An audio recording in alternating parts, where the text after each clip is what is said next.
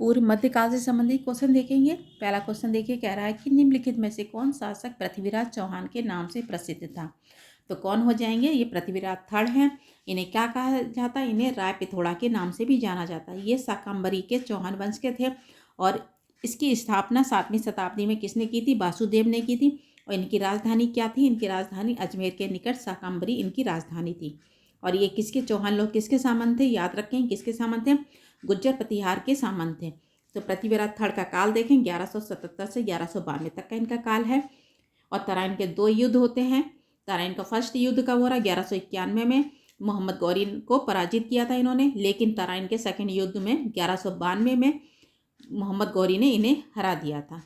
ठीक है, याद रखेंगे। तराइन के 2 युद्ध हो रहे, कब हो रहे, 1191 में हो रहे और 1192 में हो रहा है। जिसमें पहले युद्ध में जीत जाते हैं पृथ्वीराज, सेकंड युद्ध में ये हार जाते हैं। एक और युद्ध है, महुआ का युद्ध होता है। देखिए, पृथ्वीराज थर्ड होते हैं और दूसरी तरफ कौन होते हैं, चंदेल शासक परमादी देव होते हैं। परमादी देव के ही 2 यानी कि वीर योद्धा होते हैं, कौन, आला और उदा, जो वीर गति को प्राप्त होते हैं। और इसका उल्लेख कौन करता है, आला खंड में मिलता है। किस में मिलता है, आला खंड में मिलता है।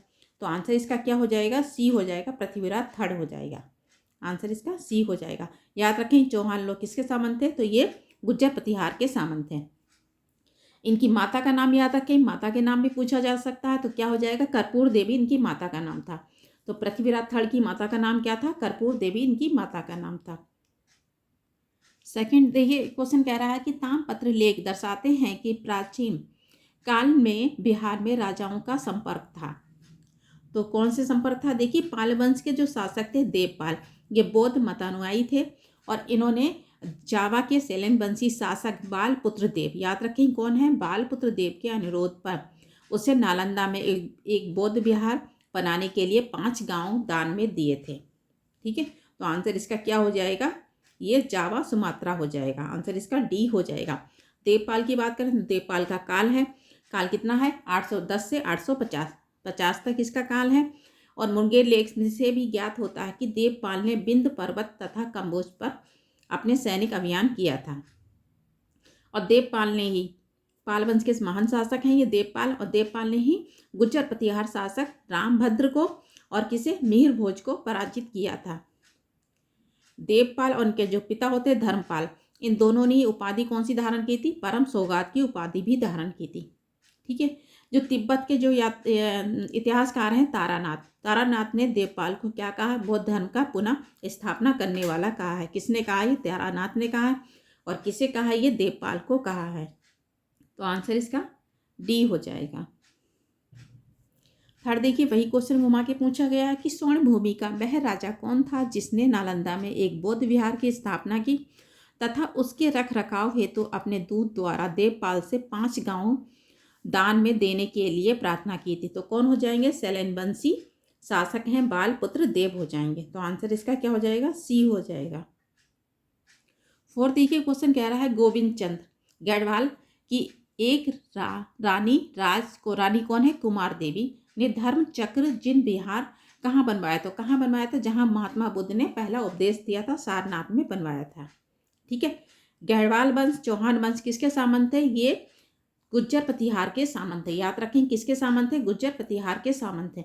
कुमार देवी ने ही यहाँ पर जेतवन विहार में 6 गांव दान में दिए थे। किसने दिए थे, कुमार देवी ने दिए थे। ये इनकी पत्नी है गोविंद चंद की। ठीक है, गोविंद चंद का अगर काल देखें तो 1114 से 1154 तक इनका काल है। ये देखिए, गुज्जर प्रतिहार के सामंत कौन कौन रहे हैं, देखिए गढ़वाल भी रहे हैं, चौहान भी रहे हैं, कलचुरी चेदी के भी रहे और चंदेल, ये चारों ही गुज्जर प्रतिहार के सामंत थे।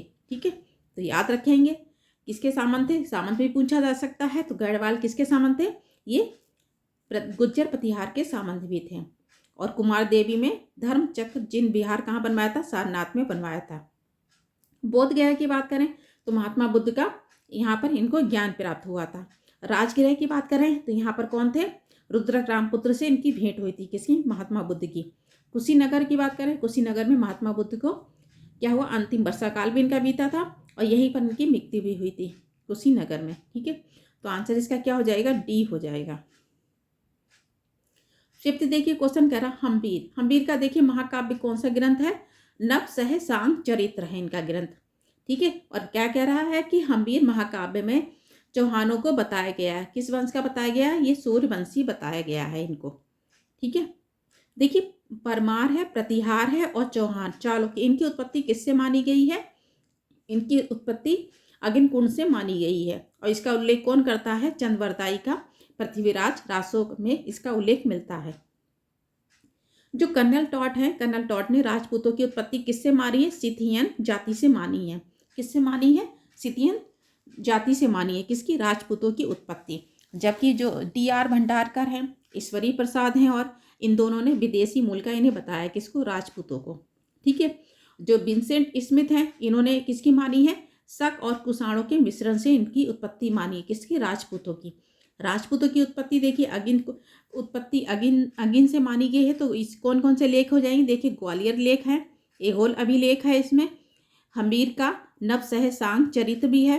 ठीक है, पिंगल सूत्र वृत्ति में मिलता है, कुमारपाल चरित्र में मिलता है, और पृथ्वीराज राजसो में मिलता है इनका उल्लेख कि इनकी उत्पत्ति किससे मानी गई? अगिन से मानी गई है। तो आंसर इसका क्या हो जाएगा? डी हो जाएगा।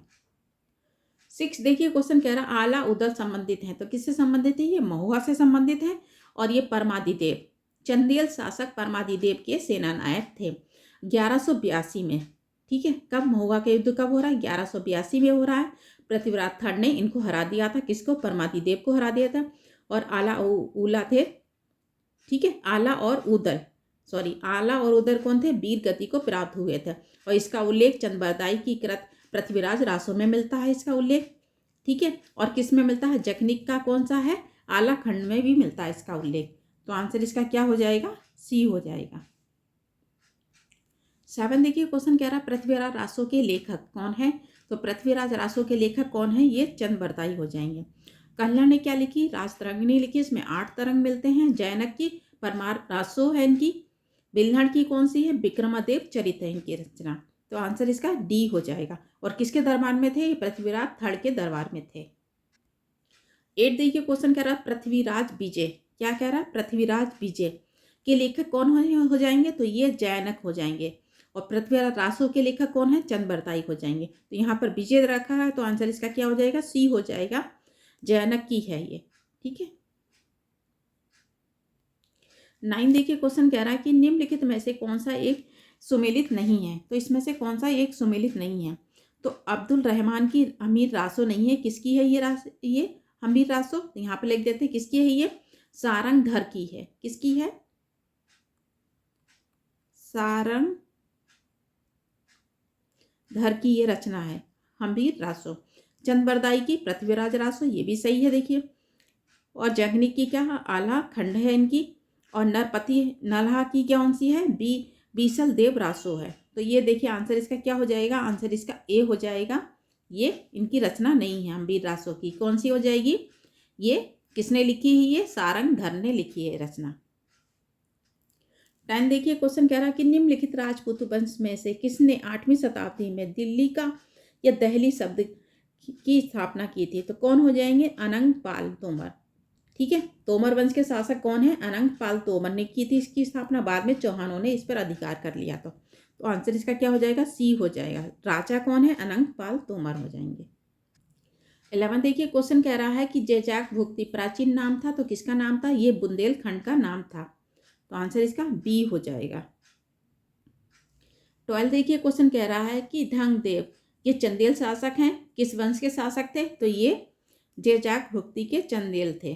ठीक है, और चंदेल लोग किसके सामंत थे? तो ये चंदेल लोग चौहान हैं, चंदेल हैं, ठीक है, गढ़वाल हैं, ये गुज्जर प्रतिहार के सामंत थे। चंदेलों की स्थापना किसने की थी? 831 में ननुक ने की थी। इनकी राजधानी खजुराहो थी। लेकिन जो राजा धनदेव कहाँ ले गए थे राजधानी? खजुराहो से कलिंजर ले गए थे। कहाँ ले गए थे? कलिंजर राजधानी ले गए थे।